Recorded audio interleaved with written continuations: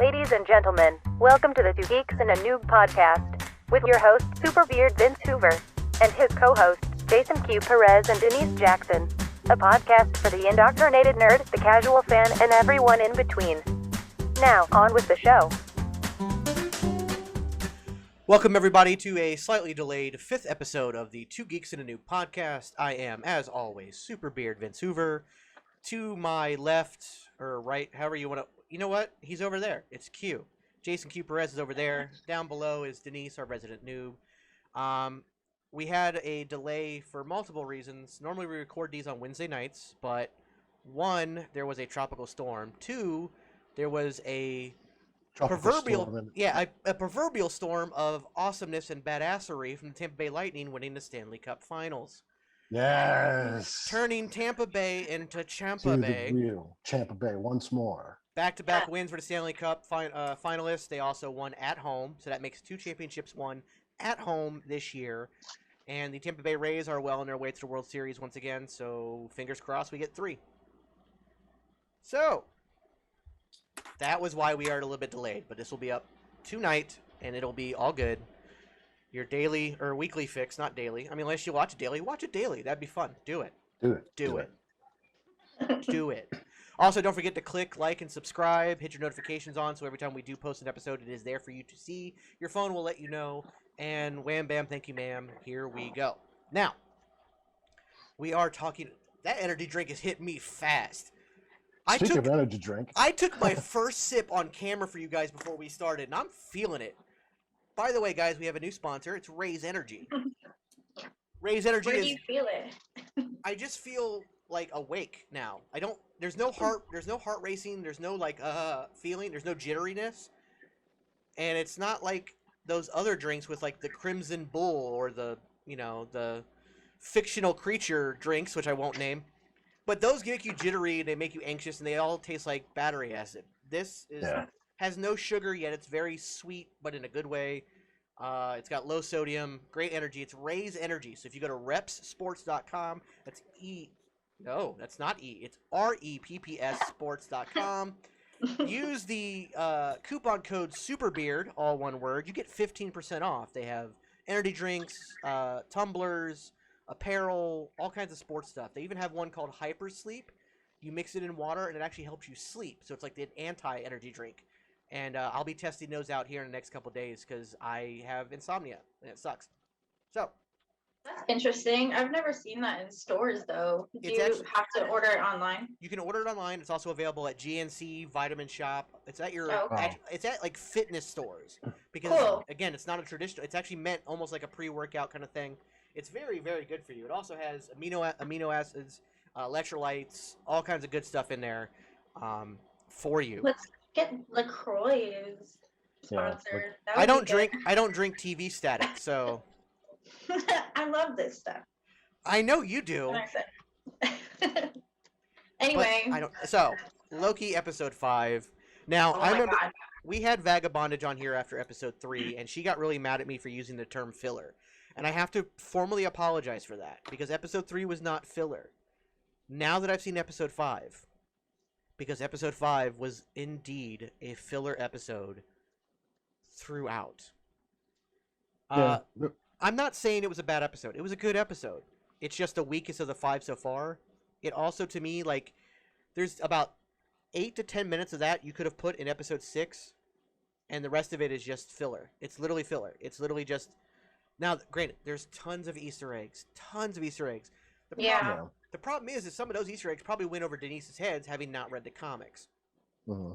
I wrote down some of them, so I was paying attention. So we'll keep that in mind. But there were tons of Easter eggs. Q and I were already kind of like geeking out over them. There are a lot of comic book based Easter eggs that are not. They don't lead to anything. They are truly just nods to the fans. Right, they're just nods to the fans, and some of them are hilarious. Yeah, some of them are just awesome. I guess as a noob, I would have to say this one's my most favorite episode so far, honestly. Really? Yeah, it's my favorite. All right, let's get into why. I like, it was fun to me. I didn't feel like it was a filler. I don't know. I just love the content so much, and I get so little of it. I have a hard time calling it a filler. But go ahead, Denise. What were you saying? No, that was it. Uh, I don't know. I don't know. I just liked it better. For me, really, as far as the story goes, the reason I call it filler, and this one is a legit filler episode, to the point where I think the director or the writer, one of the two of them, called it a filler episode. Like I said, there's only about 8 to 10 minutes that really pushes the actual story of this series moving forward. That being said, we got a lot of cool backstory on some of the other Lokis. We got, like I said, a ton of Easter eggs. We got great interactions between Mobius and Sylvie and Loki. Yeah. But I like when he says, "You're my favorite." yeah, Yeah. that was great. See that? I love that. I wrote that down actually. But for me, Yeah. my notes are 90% Easter egg. They're not story related. Now, I will say this. As we've been doing it over the last couple of weeks, we've come up with our own crazy theories. And unlike most places that take their theories and consider them gospel, we will preface them by saying that they're crazy. They're probably not going to happen, but they're a lot of fun. I But have they're a lot one. of fun to talk about. Yeah. Yeah, I've I got a have whole one bunch. just like that. I have one, but this one actually ties into a theory I've had since episode 1.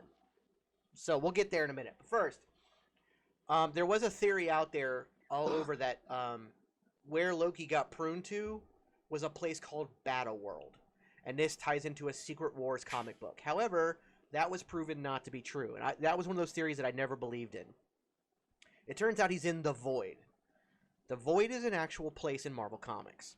It's this place just before the end of time. It's a legitimate place in the comic book. So we're at the Void. And then when we get there, there's Alioth.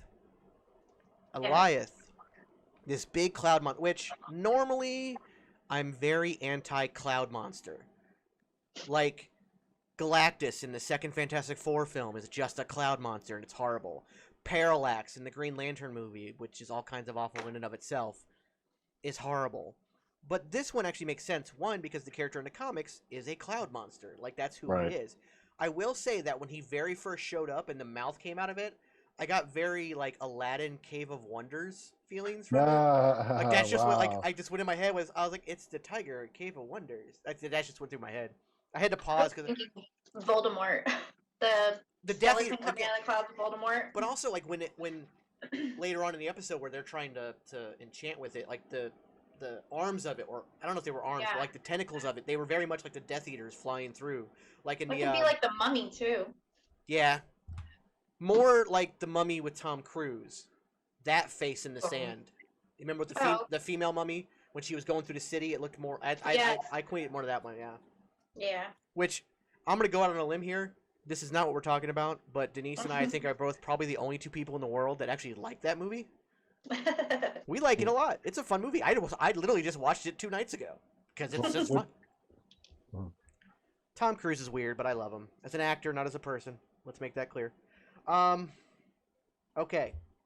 So we see the temporal limbo being that is Alioth. So that that creature very quickly answers the question, well, if every timeline goes here, how is it all just one planet? Because 99 times out of 100, the second you get pruned there, you get You're eaten. being consumed. Yeah, you get eaten.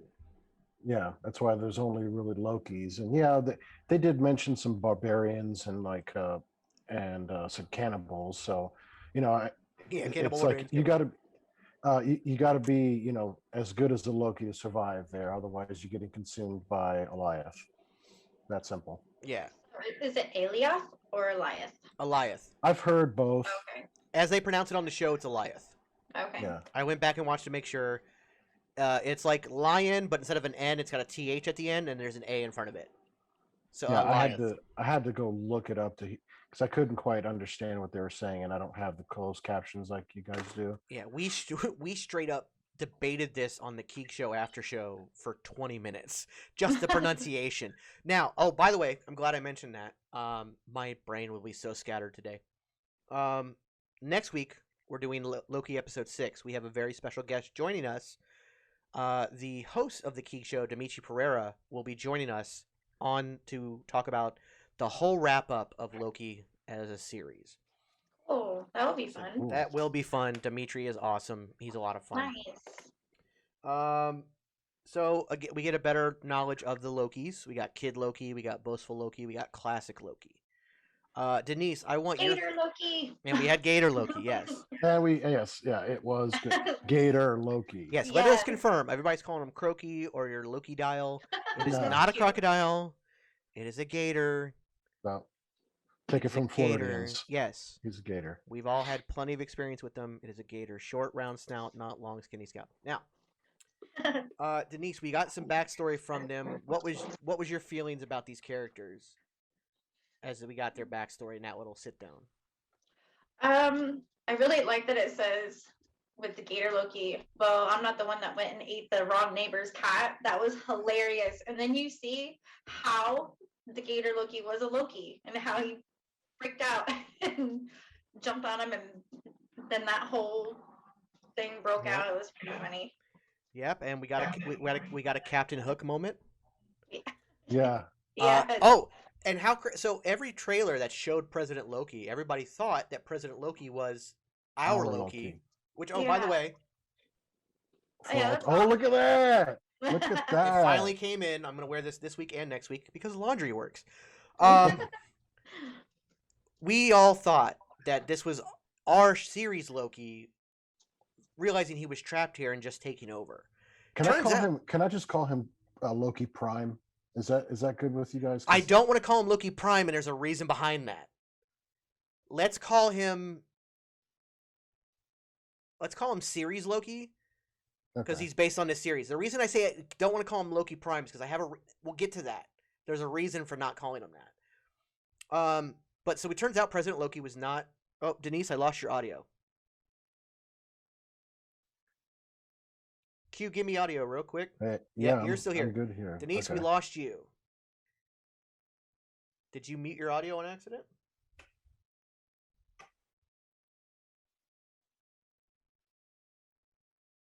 We lost your audio. Can you hear us, by the way? Can you give me a hand wave if you can hear us? Okay. Okay. You figure out your audio. We're going to keep talking. Okay. So the President Loki we all thought was going to be series Loki. It turns out to be a Yes. different Loki. Just another Loki variant. Which was great. I will say, and I do want Denise's take on that so soon as she can figure out her audio problem. I will say, a lot of people are like, oh my god, that Loki fight was so awesome. To me, it was just weird. It it's felt another weird. fight Like, to me. I don't know. Maybe it's because I have fight choreography, like a background in that. That I was just like, meh. Yeah, like, well, it felt very like, I don't know. The angles kind of sucked. I did love that series Loki was just like tiptoeing around and not actually getting involved. I did like that aspect of it. you always know when you could tell a production, spends money on choreography, or they do what I call cheating. I saw a good example of that. I felt was in Christopher Nolan's The Dark Knight. A lot of his choreography and fighting looked real cheated, where it was like just up close zooms and then panning left and right. Whereas really not a whole lot of skill going on. It's just forcing a look of a look that that the actors are not portraying really. Yeah. Yeah. I get that. It just felt like most of the fight scenes, it's messy. Well, it was messy, but it felt like it was shot from behind. Like we were never looking at somebody from the front. Like somehow the entire fight was from behind people's backs. And I think that was my biggest issue with it. But hey, here's what we're gonna do. We're gonna take a quick pause. I'm gonna pause the recording. We're gonna figure out Denise's audio problem, and then we're gonna come right back. And this will also be a great place for me to put my ad in for Anchor.fm. Okay, and we are back. Little technical difficulties, but we got it fixed, and here we are. Denise, say hi to everybody again. Hello. And she's back. Okay, now, we talked about the Loki fight a little bit, but I want to go back to just a couple minutes prior to that, where boastful Loki tells a whole lie about him killing Captain America and Iron Man and getting all 6 Infinity Stones, and the alligator calls, bullshit. And then Kid Loki doesn't really give us his background there. He does mention before we go into thing that his Nexus event was killing Thor. Yeah. Like, holy crap. I think that might have been that. If you remember in Thor Ragnarok when Thor tells the story about there was a time when he pretended to be a snake, and then he popped up and So you think that was the event? Yeah, he popped up and stabbed me. Well, he stabbed him in the wrong place, and Thor bled out and died. That's the only thing we have to go off of. So I don't know. But classic, God, that is so good. Classic Loki gives us a lot of backstory on him. Yeah. He lived his life exactly the same as series Loki, exactly the same as MCU Loki.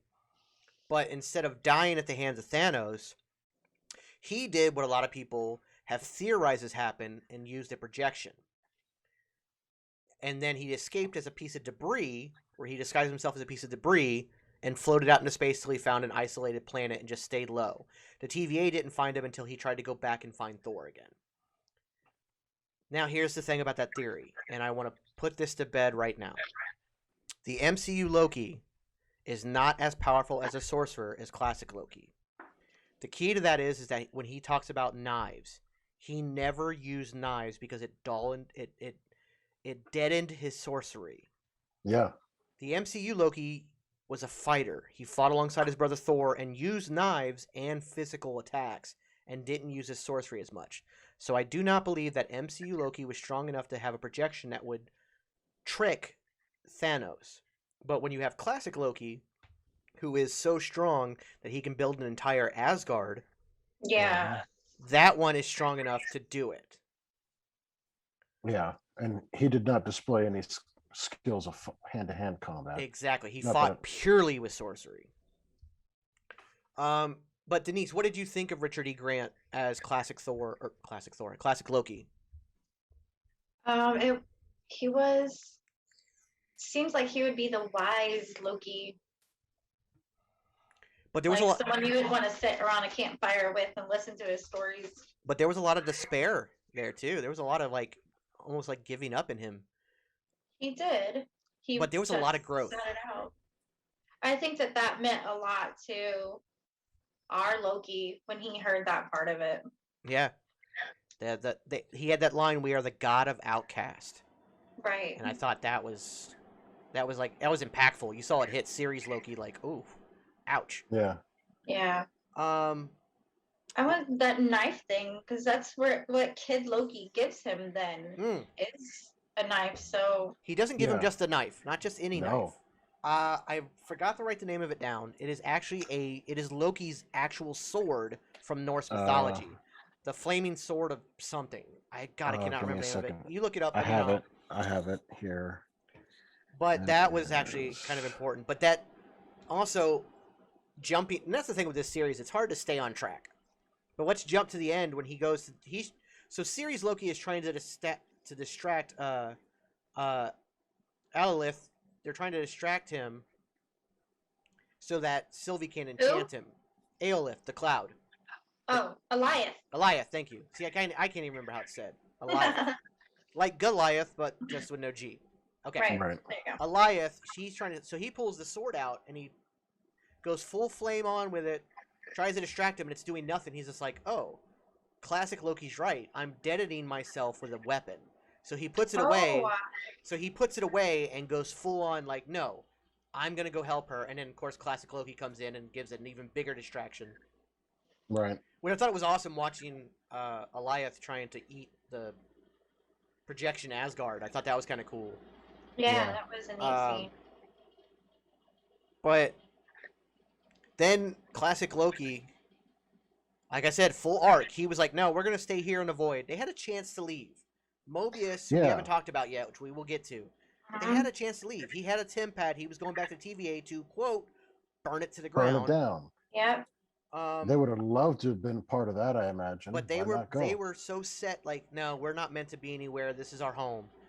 But then, like, classic Loki has that moment, like, no, I'm going to sacrifice myself to help them. And he has, like, an Obi-Wan moment where he, like, literally lets his sorcery go and accepts being eaten. Yeah. Yeah. But this is that was really powerful. It was. Now, let me kill that. Let me kill that right here. Here's my theory. Crazy theory.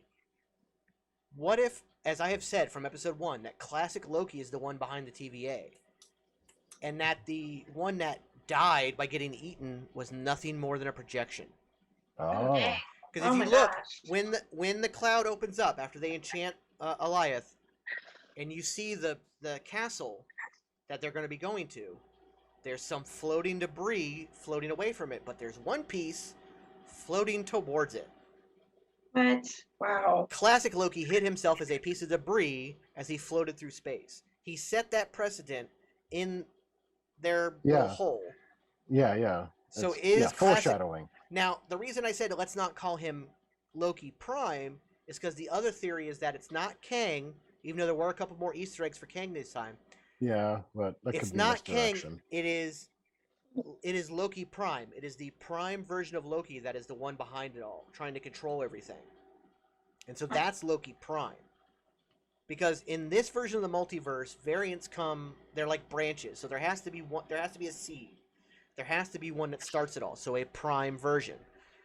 Many believe that it's Loki Prime who will end up being the one called the One Left Behind. The One Left Behind is a character that was actually one of the Timekeepers, but got left behind because he didn't fit in line with what they were doing. So he was technically the fourth Timekeeper. But my thought is that the One Left Behind is classic Loki. Because why do you bring on an actor of the caliber of Richard E. Grant for what is essentially one episode? Because Disney has the cha-ching to do so. That is true. That is true. However, I feel like if you're going to bring them on as a one-episode cameo, you don't announce them prior. You don't put a lot of hype behind this person being on the show. Yeah. So the fact that they put a lot of hype on Richard E. Grant joining the cast, it feels more important than just this one episode. And I'm probably really wrong. I'm probably so far off with this. I'm just saying. Okay. Now that I've thrown that out there, actually, this is actually a great question for Denise. As you've watched this series, and if that was, let's say that did happen, let's say that classic Loki ended up being the one behind it all, would that make sense to you? Or would you prefer to see some character you have no idea who it is, and they try to shove their origin into one episode? I'm still sticking behind that there's another Mobius and he might be behind it. That's also a possibility. Yeah.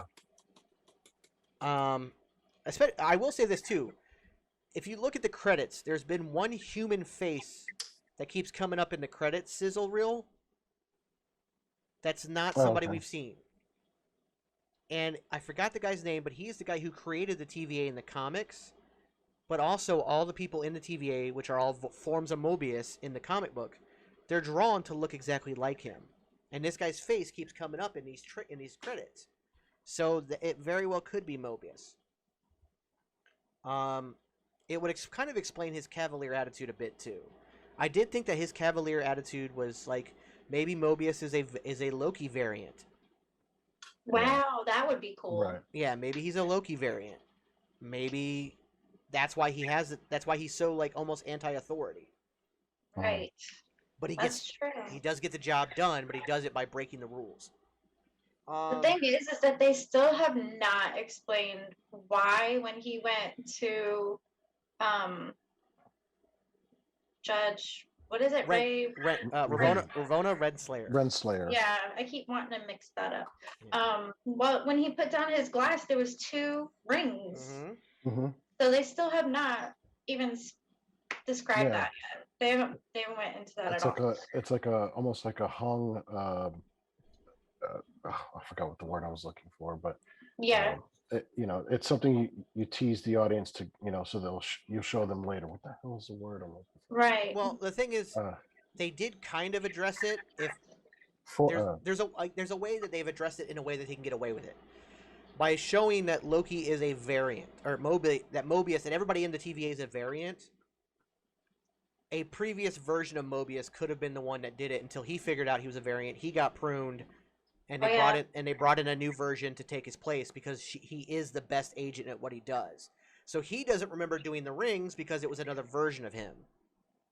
Or they just wiped his memory again. Because obviously everybody in the TVA gets their memories wiped. Mm-hmm. Or locked away. Not actually wiped, but locked away. So maybe when he realized that something was afoot, they locked his memories away again before he got too deep into it, thus him not remembering. Foreshadowing. Yeah, like the whole there was so much emphasis on that pin, the Franklin D. Roosevelt High School pin. Yeah. And the fact he that grabbed it again. everything that Mobius does is based around the 90s. The Josta drink, which was from 94 to 99. The Jet Ski magazine from the 90s. The way he kind of dresses like a 90s history professor. He could have easily been a teacher of history at Franklin D. Roosevelt High School, and his next event could have been obviously anything. He could have been the one that was late to work, or it could have been that he decided to teach something he wasn't supposed to teach, or it could have been that he stepped on a cockroach when he wasn't supposed to. Who knows? Yeah. So, because it turns out the TVA is trivial at best. Yeah. But I believe that, you know, he could have been like a teacher or something at that high school in the 90s. But he still could have been the TVA for thousands upon thousands of years because they stand outside of time. Right, yeah. They can grab anybody from anytime they want. So he could have been picked up from the 90s 10,000 years ago. Because time travel's weird. Yeah. So, Journey into Mystery. Yeah, so the very first Easter egg comes from the title of the episode. The title of the episode called The Journey into Mystery, and that is the name of the magazine that both Thor and Loki debuted in before Thor got his own series. It was called Journey into Mystery. And it was published by Atlas Comics. Yep. Atlas before Timely, before Marvel. Just before. So the Golden Age. Yes. You guys really are nerds. Yes. Yeah. So this episode, if nothing more, is an Easter egg dump for the fans. Yeah. It is big Easter egg dumps for people who are fans of the MCU but don't read the comics. It's an even bigger Easter egg dump for the comic book nerds. So, starting with Denise, let's go over your Easter eggs that you found that you thought were interesting. And if you could bring your... by the way, can you bring your camera down just a little bit? Because I'm... Perfect. Awesome. Thank you. So I watched it with my son, and there was like a head. It looked like Ant-Man, he thought, a big head to the left. That was actually Yellow Jacket. That was the villain from Ant-Man. But he never got giant, so whatever reality he was pruned from was a reality where he had advanced his technology to go big, like Ant-Man does. Yeah. So that was one. Go ahead. Thanos helicopter. Yeah. Oh my God, yes. The Easter egg that has launched 1,000 memes. Okay. It launched memes. Please do tell. Okay, so there back in the 60s and 70s, comics were very much, they weren't PG-13 really. They were still kind of tame, but they were still garnered towards older teens and adults. Trying to catch in on the little kid market, they created a bunch of Spidey comics that were written and specifically meant for like 10 and under. Like they were very simple, very quirky, very... A little bit more playful, a little bit more campy. Corny. Let's call them what they were. Now, one of the most famous ones is Thanos tries to get the Cosmic Cube. Now, the Cosmic Cube is the Tesseract. However, in the comics at the time, it wasn't called that. It was called the Cosmic Cube. So Thanos shows up in his Thanos copter, which is just a yellow copter with the word Thanos on the back of it. Because nothing says subtle like a bright yellow copter with your name on it. And he shows up and he's trying to get the Tesseract, or the Cosmic Cube, from Spider-Man, a character named Hellcat, who was in the Jessica Jones series, and some kid named Skippy or something who has ice cream. And the kid is the one who beats him. What? Yeah, and I'm talking to kids like 8 years old. It's a... Nope, and apparently the Tesseract is built of Butterfingers because nobody can keep a hold of that thing in that comic. It's like, I've got it! Oh, crap. No, I've got it! Ah, crap. I've got it! Ah, crap.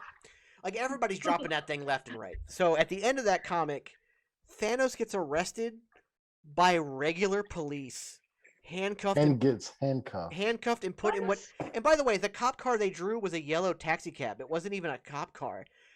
But so back when Infinity War first came out, people started like cosplaying as Thanos in like these big elaborate costumes. They're like 8 feet tall, but they were having cops arrest them and put them in cars to take Wow. pictures. So it's been a big joke for a long time, and I got to give Kevin Feige and Marvel Studios and the writers and director a whole lot of credit to be like, look at what we did. That's That awesome. was I have to that give was them so much pure credit. fun. That was so great. So Thanos copter. Yes. Other Easter eggs you found, Denise?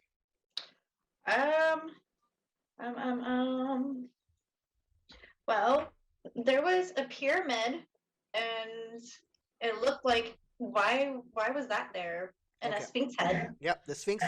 Now the Sphinx had its nose.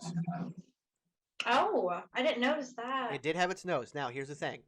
This could be a Kang reference because Kang, when he was Raman Tut, turned his spaceship into the Sphinx, and that's how he hid in Egypt, in ancient Egypt. Oh. Widely That accepted. kind of reminds me of Stargate. Stargate. Yeah. I got a lot. Yeah, I saw a lot of widely Stargate vibes. accepted theory that Wow. those are indeed spaceships. Yeah. Wow. Neat. If you've watched even one episode of Ancient Aliens, it comes up. Even if they're not talking about Egypt, somehow it comes up.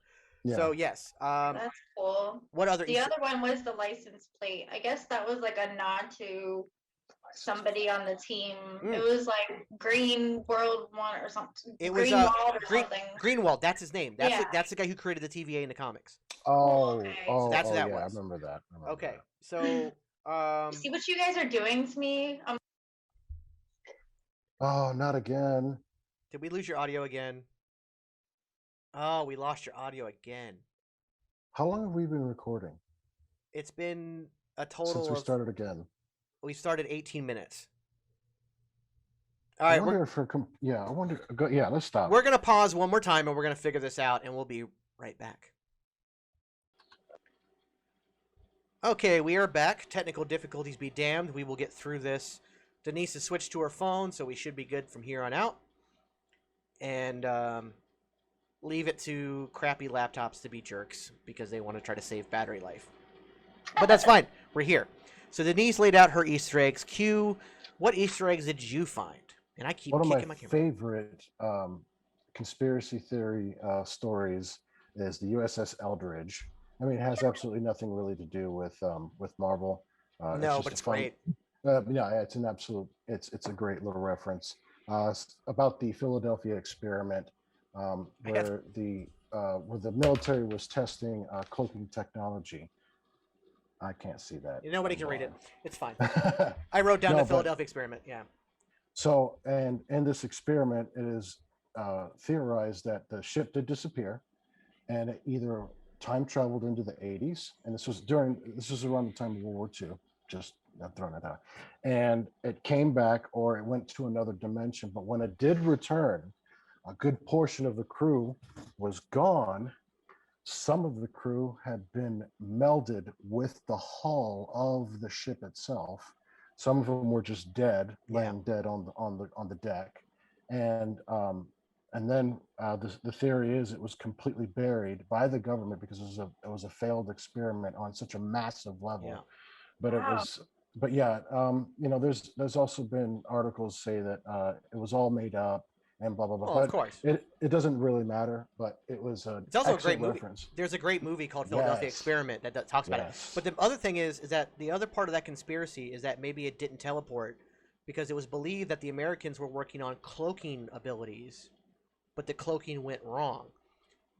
And so showing that ship not only shows conspiracies, because there's another conspiracy theory shown. I'm sure you probably caught that Easter egg. I'll let you get to it. But the Philadelphia experiment supposedly is what led to S.H.I.E.L.D. being able to come up with cloaking devices for their helicarriers. Oh, that's cool. Supposedly. So I thought that was a really cool thing. So it did have a Marvel tie-in. But go on, Jason. The video game. I can't pronounce that was the other one. Polybius. Okay, so Polybius is about a video game that was conspiracy theoried to be invented by the government as some sort of mind controlling video game and it was around sometime in the mid 80s or late 80s. 82 to 84, I think, or maybe a little bit later. Maybe 84 to 86, but yeah. For 2 years, and all of a sudden it disappeared. It was And taken away by the guys in the black suits. yep. And no one ever spoke about it or talked about it. And then some people just started talking about it again as something they had a memory of. And there's all kind of theories as to what it did, whether it was mind control or mind programming for sleeper agents. MK Ultra, yeah. It could have been so that was a really cool reference. Again, something that has nothing to do with the MCU, but it was cool little for you. I thought that was great. So, yeah, the Plebeius is for one all of those. For all of us. Yeah, it was one of those really fun. It's one of those really fun. A lot of people think it's the Mandela effect, where everybody remembers this game, but it never actually existed. Kind of like Shazam with Sinbad. That movie never actually happened, but we all remember Sinbad as a genie playing Shazam. Which I still to this day, I guess that didn't happen, are they? What? They're not saying that didn't happen. It didn't happen. That movie never happened. What? The movie with Sinbad. The movie that came out was called Kazam with Shaquille O'Neal, where he was a genie instead of a boombox. Now, I could have sworn that when that movie came out, there was also Shazam with Sinbad, and I had seen both of those films. However, it's not true. It didn't happen. That movie never existed. It's called a Mandela effect. Nelson Mandela was in prison for 23 years for trying to fight the South African apartheid. But everybody thought he died in the early 90s, and they swore he was dead, and they'd all seen his funeral on TV. And I'm talking worldwide. No, he died in the mid-2000s. Yeah. He got out of prison. He was released. He got out of prison, divorced his wife. Yeah, everybody thought he had died in the early 90s, and that they all saw his funeral on TV, and he died in prison. No, he was released. He became president of South Africa, and then died after retiring. Yeah. But that's where it's called the Mandela effect. It's just like Berenstain Bears. Everybody calls them the Berenstein Bears because the TV show called them that, but it didn't. It always called them Berenstain Bears, and we all thought it was Berenstein. So there's so many things, and one of those is the Shazam one is one that happens a lot. But Plebeius is one another I saw one. today. Oh yeah, okay. Plebeius is another one. Well, that people who are trying to deny the conspiracy of the MK Ultra planted video game say that it never happened and it was a Mandela effect. And I gotta turn my volume up, y'all. You're good. It was a nice shot of your ceiling. Oh, you're welcome. Cameo from Denise's ceiling. But yeah, that was a great Easter egg. Supposedly it was a mind control video game trying to create sleeper cell agents out of kids. And then the Men in Black came and picked it up. Right. Yeah. That's what you call a glitch in the matrix. Yeah. I also noticed the head of the Living Tribunal. Yes. Pretty big. That's probably one of the biggest characters you need to take down in order to create the TVA. So this is the second time the Living Tribunal has been mentioned. He was mentioned in Doctor Strange. The staff of the Living Tribunal was what Morgan was using to train Doctor And everybody Strange. was afraid that was going to be the extent of that. Yeah, and there was going to be a character named, the Living Tribunal. But now that you've mentioned him in a second place in the universe, there's more to the Living Tribunal. Now, this was just obviously a statue of him, but it was a giant statue because that head was massive. Speaking of Doctor Strange, though, did you guys see the Sanctum Sanctorum in Rebel? Yes. Yes, I do remember seeing that. It was next to nearby the initial fly-in through the void. Yes. Down in the left-hand corner is a busted-up Sanctum Sanctorum. Wow. So there's some timeline where all the Sanctum Sanctoras get wiped out, which means Dormammu gets the takeover. So there's a bad timeline somewhere. So would that be Caecilius then? No, because as soon as Dormammu took power, he would have wiped out all his minions. He doesn't need them at that point. So this actually ties into what I sent you guys earlier. I sent you guys the What If trailer. That was really cool. Marvel has finally released the first full trailer for What If. This will start August 11th on Wednesday, so we're going to keep our show recording Wednesday nights. There is one of the stories that will be told in this. Now, this is a What If tale. It's like they're multiversal tales. Like, well, what if instead of Peter Quill becoming Star-Lord, Yondu picks up T'Challa from Wakanda, and he becomes Star-Lord? I can't wait. What if Peggy Carter takes a super soldier serum instead of Steve Rogers? Yeah. But one of the stories is Doctor Strange goes down the path of evil. Like, he goes down the path of the dark dimension. Yes. So could that Sanctum Mm. Sanctorum be from that reality? Because the key to these multiverses, what if isn't just stories? These are multiversal events that happened that the Watcher saw, but they were kept out of the sacred timeline. Correct. So we might actually get answers as to why that Sanctum Sanctorum is there, why that one gets pruned from these what if stories. So that's pretty cool. I wonder if it would have been something that Doctor Strange would have saw when he was going through all the different realities then. Well, in all fairness, that episode does look like it will be Doctor Strange versus Doctor Strange. So Wow, it Yeah, could they very do well show 'em. yeah, it could very well tie into Doctor Strange and a Multiverse of Madness, his sequel. cool. It could be the only one that actually has like legit direct ties to the MCU. Because there's a Marvel Zombies episode too, which I'm super excited about. Yes. Let's see what else. So we saw the Avengers Tower, Yes. but it wasn't owned by Tony Stark. Nope. It was owned by Kang Enterprises, spelled Queng. However, Kang Enterprises in the comics was a company that Tony Stark sold his tower to and his company to, and it turns out the person behind it was Kang the Conqueror. So that is Richards. So that is something that could be an Easter egg towards Kang as well. However, I have an Easter egg that could be anti-Kang, but we'll get to that in a bit because I want to go very deep into Renslayer. But we had a Dark Aster. Dark Aster is the ship of Ronan the Accuser. Yeah. From Guardians of the Galaxy Volume 1. His ship was there. We saw the Thanos copter we got, Sanctum Sanctorum we got, and of course we got, in a blink and you'll miss it moment, Throg.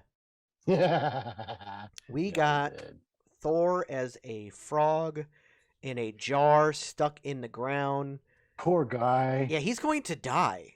Yeah. He's trying to get Mjolnir, which is also stuck just above him. The jar says T365 on it. Yep. That is a nod to his first appearance in Thor 365, Volume 1. So we got Throg. We got Throg. Now I'm unfortunately this might be the only time we ever actually see him, but yeah, maybe not. How are you doing with that? Oh, it's so good. It's sour It's sour gummy worms flavor. It's so good. So I looked up the name of the sword that Kid Loki gives our Loki. I saw one that said Graham, the sword of Sigurd. This was used in Norse mythology to slay a dragon with, and it was a flamed sword. No, I think it was a longer name than that. It's Loki's actual sword. It's the sword he uses in Norse mythology. It starts with an L, I believe, and it's long. I don't know. Hey, if you know the name of that sword, please put it down in the comments. Let us know. So let's see. So that was a lot. There was a lot of Easter eggs. Like I said, this episode to me was more of an Easter egg dump and a bit of exposition versus a full episode. It felt like filler. This was filler to me. We got to talk about Sylvie and Loki. They're both frost giants, so neither one of them should actually get cold. Huh. I didn't think about that. That's pretty interesting. So the blanket was all just, how you doing? You know, it was very it was very smooth. Like, whatever. This relationship is still undefined. I saw some people were like, just have them kiss already. I'm like, but why? Yeah. It's not necessary. Why can't it just be a connection above that? It doesn't have to be sexual. Yeah. We're just very sexed as a society for some reason. It's just like it doesn't have to be sexual. Because like if that's the case, why didn't him and Mobius make out? Yeah.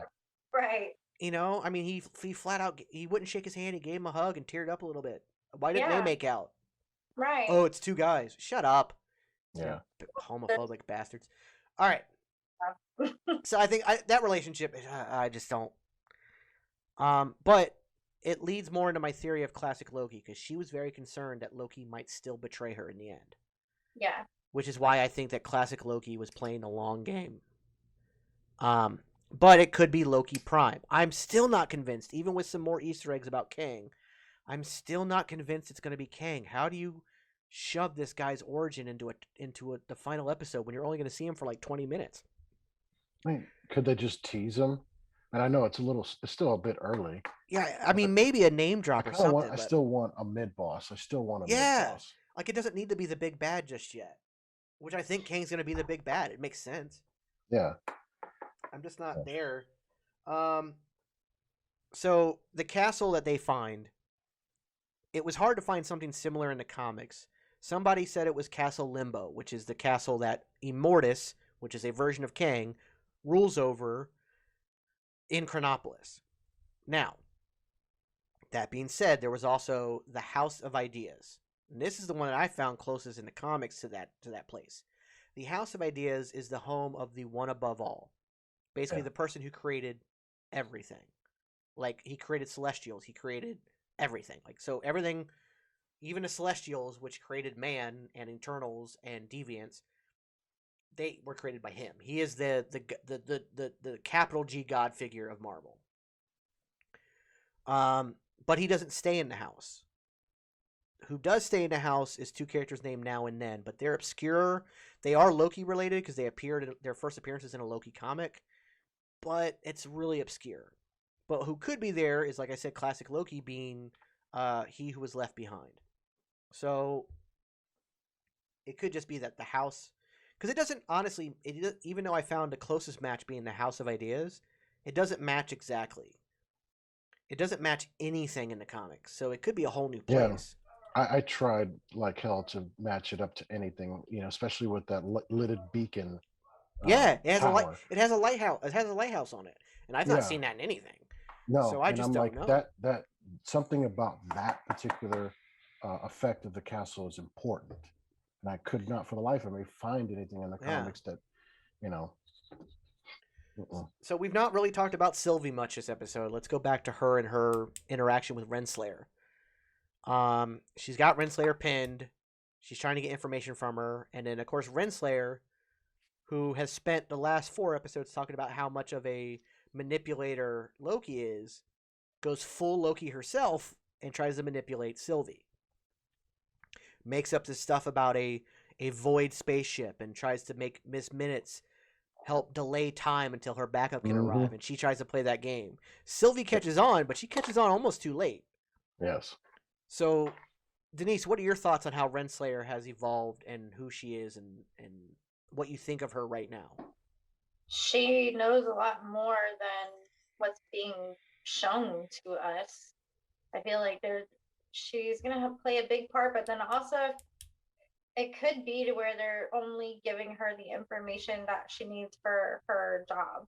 That's where I think you're right on. Because remember her conversation with B-15? B-15 flat out calls her out in her BS. Yes. She goes, you want to know just as bad as Sylvie does who's behind this. Yeah. And you're just mad that she might find out first. Right. Well, so it's ego-driven. Want it, but she needs it, so that's going to be the difference. Yeah. So Renslayer doesn't know who's the man or person behind the curtain.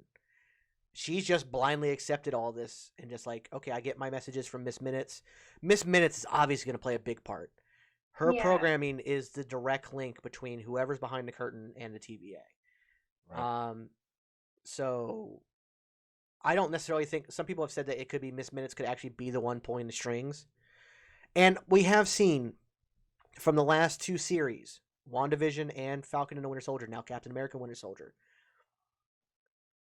that there's no hidden person. In WandaVision, it was Agatha all along. Mm-hmm. There's even a song. It was Agatha all along. Which is a really cute song, and Catherine Hahn is the greatest. It's so much fun. In Captain America and the Winter Soldier, Sharon Carter's the power broker, which I'm still pissed about, by the way. Yeah, what the hell? That was a terrible twist. I was Talk about ruining a character, man. Really? So I thought it was a bluff. I was like, yeah. Nah, she goes into hide. Okay, let's get into this because I'm pissed. She goes into hiding, right? She goes into hiding so much so that even Captain America himself and everybody else thinks she got snapped away. She didn't. Yeah. She was hiding. That was during the events of Civil War. After Civil War, she goes into hiding. Infinity War happens. In Endgame, she's on the rotating list of people who got snapped. but she never got snapped. She was so good at hiding. She was so good at being a spy that she stayed hidden from even Captain America and everybody else. And she took control of Madripoor during this 5-year absence and became the power broker because she was pissed that she didn't get a pardon. You weren't hiding, bitch. What the hell? Like, you weren't hiding. You were hiding so good that even Captain America couldn't find you. Then you're mad that Captain America didn't get you a pardon when he thought you were effing dead. And then even after everybody came back, he still couldn't find you. How is he supposed to get you a pardon? Yeah. Yeah, no, I thought it was just a double, a double agent kind of thing. Yeah, I know. Her becoming the power broker is stupid for her character. I hate it. It's dumb. Whatever. I thought it was gonna be the other lady. I forgot her name from the Seinfeld. Contessa. Yeah. Yeah. See, yeah, that would be perfect. But Yeah. I mean, That would make sense. that would make sense. Now they are, I do believe, because Contessa's going to be in Black Widow, which is out today. Yeah. In America. It came out yesterday in London.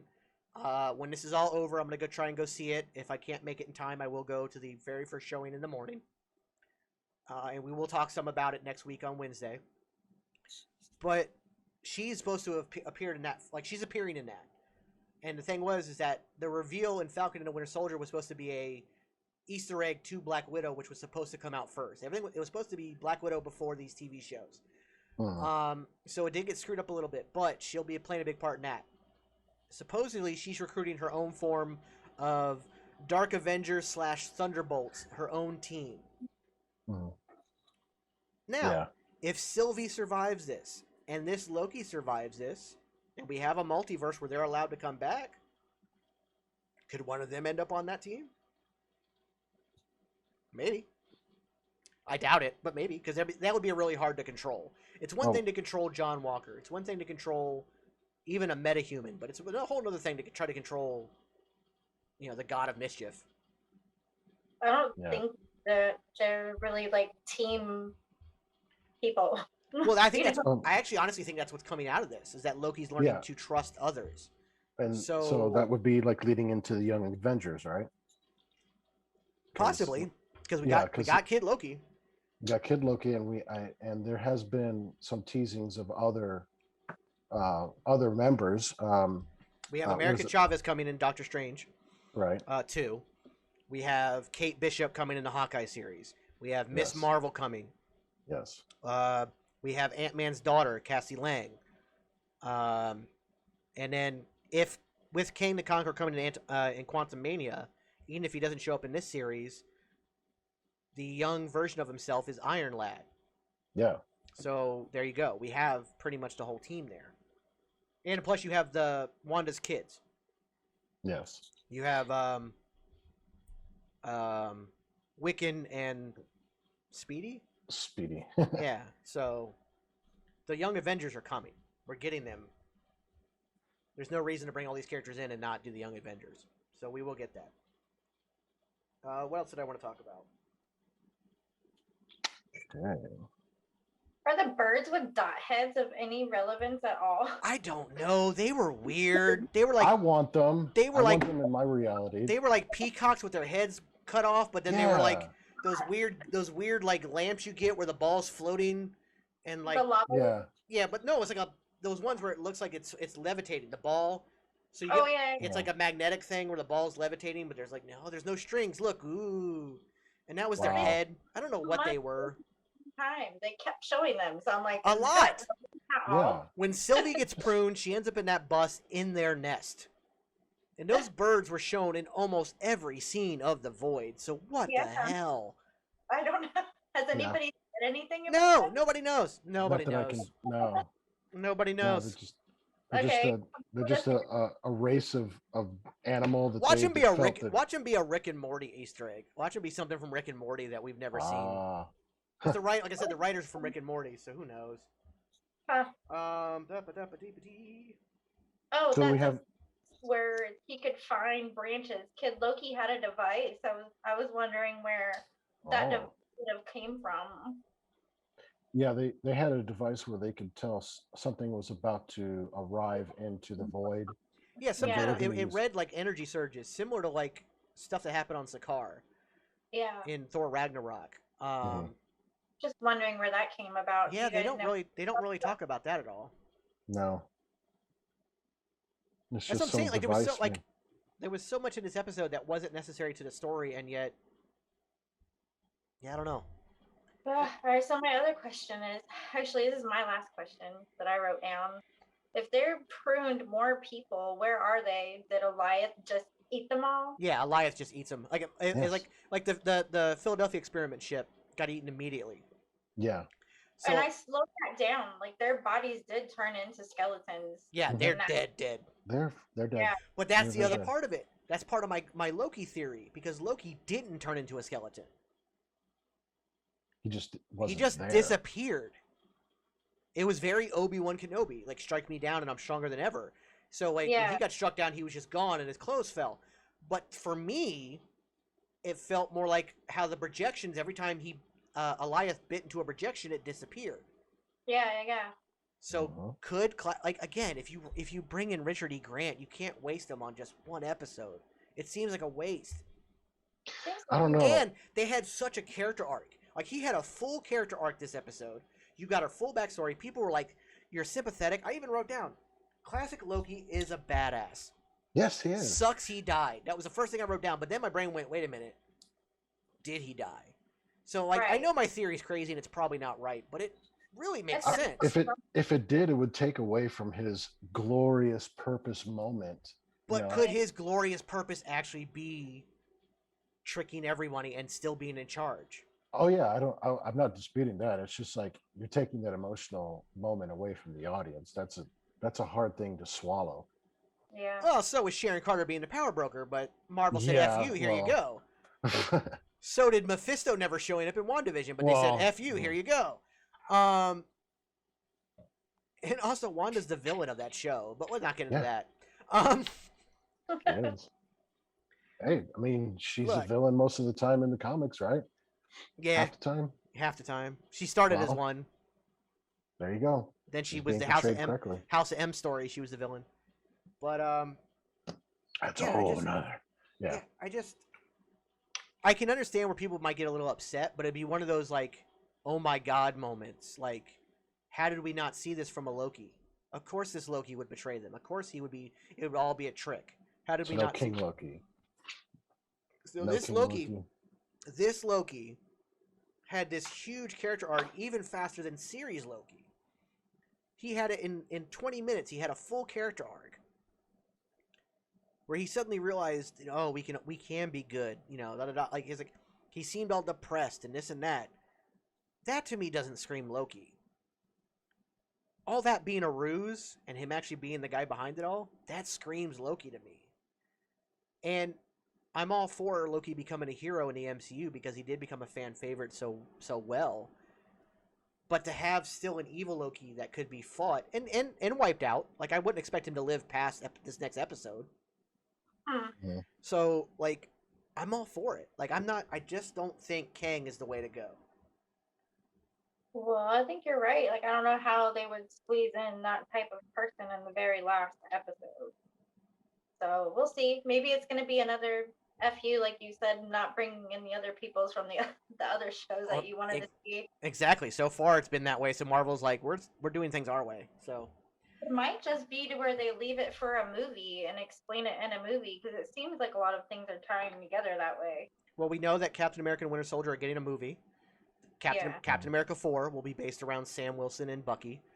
Yay. So we're getting that. So Loki could come back in something. So who knows? I know that we're getting a Loki season 2, so they could explain more there as well. I didn't know that. Yeah, we talked about it before on when Vagabondage was here. But yeah, he's getting a season 2. So that's okay. Cool. So that's one thing. I do expect this to not get wrapped up. I do expect this to be left wide open by the end of next episode. Okay. So as we draw our episode to a close, let's talk about kind of what we expect from episode 6 and what we expect from the MCU. So Q, I'll let you go first. Well, okay. So I had a wild idea about who the castle belongs to, and it is, disclaimer, this is pretty wild. With the idea that the Fantastic Four are going to be introduced here pretty soon, I thought maybe it could be Dr. Doom, and I know that's a stretch, because you're thinking, you know, the only real tie he has to space is that what he was portrayed that his he got his burns or he got his powers the from space Yeah, in the movie, which is not correct, not from what. exactly. Yeah, it's not right. So, but okay, the reason I brought that up is, okay, first of all, he's a genius. He's like Lex Luthor if he had his own country with all the monies behind it, and he had diplomatic immunity, and he practiced magic. Yeah, exactly. That's like the level of Doctor Doom: intellect, fighting skills, sorcery.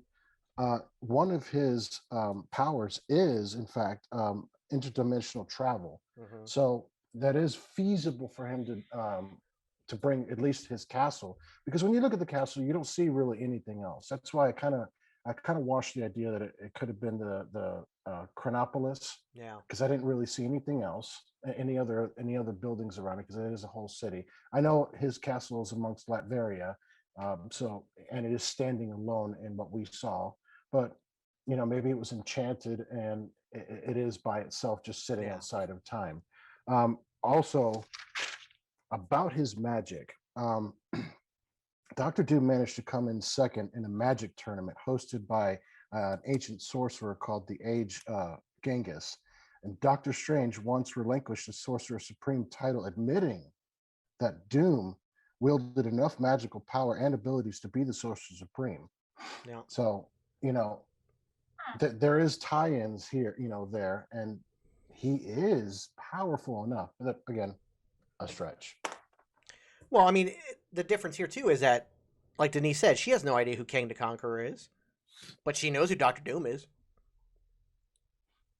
Well, I only know because of Universal Studios. But yeah, but you still the characters. Yeah. He's well enough known that if you drop him in, it makes more Yeah. sense. Yeah, yes. All right, Denise, your And- thoughts. What are you expecting for the next episode? I would like to know where the heck Kablooey. Why do they keep showing that pack of gum? What Yeah, because that's a is that? future. Because that's a future gum. That Yeah. gum is from 2023 or 2033. I guarantee you Disney's going to sell Kabooey gum. Oh, here. it's probably already at Avengers Campus. Okay, It's probably it's already already there. probably already there. I'm sure it is.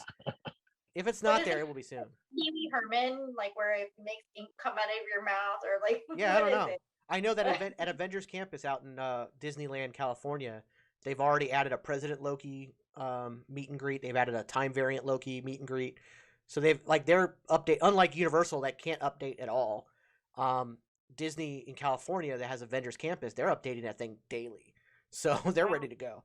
So I mean, we could get Kablooey gum at Avengers Campus. Nice.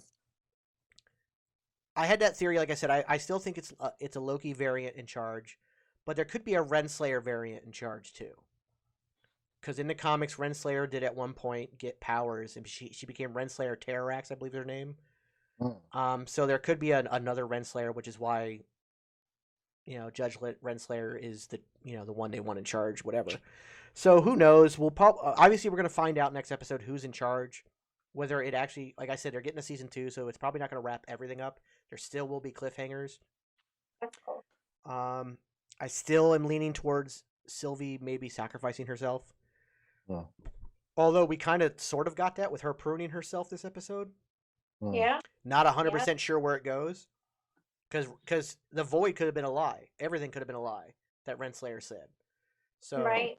So she did that based on either I'm dead or I'm going to find him. So Right. we know she has it in herself to do that. She also has no idea what she's going to do. She said that. I have no idea what I'm going to do when this is all done.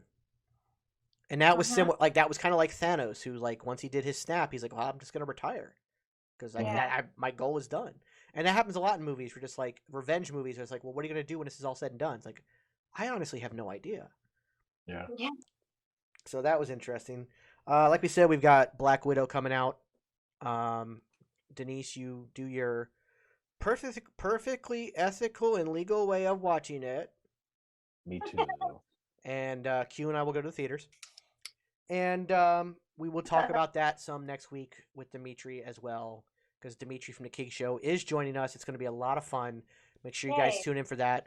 Like I said, please like, share, subscribe, hit that notification bell so you know when we're coming on. Comment down below your theories, your thoughts, maybe some Easter eggs we didn't catch because there were tons of Easter eggs. And let us know what you thought. Of course, I'm SuperBeard Vince Hoover. You can catch me over on TikTok at SuperBeard. Q and Denise, thank you so much once again. We may have started a little bit late, but we had the best reasons why. Tampa Bay Lightning won the Stanley Cup once again. Back-to-back years. Go Bolts. That was awesome. Great game. So, yeah. So we'll get this up, and we'll see you guys next week. Bye, y'all. See ya.